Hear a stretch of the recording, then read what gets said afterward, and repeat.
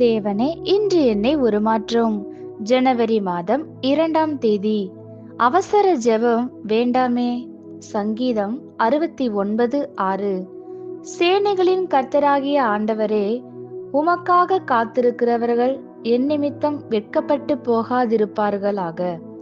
இஸ்ரவேலின் தேவனே, உம்மை தேடுகிறவர்கள் என் நிமித்தம் நாணமடையாதிருப்பார்களாக.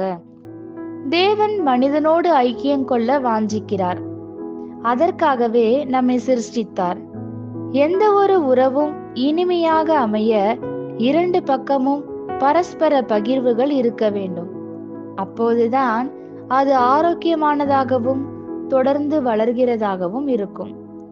ஜெபத்தை குறித்து மிக அதிகமாக பரிசுத்த வேதாகமம் பேசுகிறது. ஜெபம் என்பது தேவனோடு தொடர்பு கொள்வதும் கர்த்தருக்கு காத்திருந்து அவர் பேச நாம் கேட்பதும் ஆகும். நாம் ஜெபம் என்று அழைப்பதை காட்டிலும் தேவனுக்கு காத்திருத்தல் என்று அழைப்பதே மேலானது. ஜெபம் என்பது அவசர கோலத்தில் தேவனை அணுகுவது அல்ல, ஆனால் அவசரம் இல்லாமல் திறந்த இருதயத்தோடு அவரிடம் பேசுவதும் நம்மோடு அவர் பேச இடமளிக்கும்படி அவரை தேடுவதாகும்.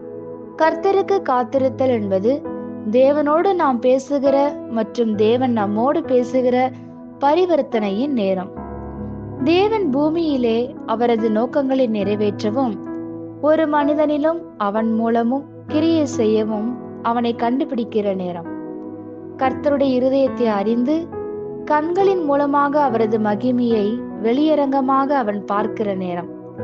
சொந்த காரியங்களை வற்புறுத்துகிற நேரம் அல்ல, உருமாற்றப்படுகிற நேரமாக அது இருக்கிறபடியால் கர்த்தருக்கு காத்திருக்குதலில் ஏமாற்றமே இருப்பதில்லை.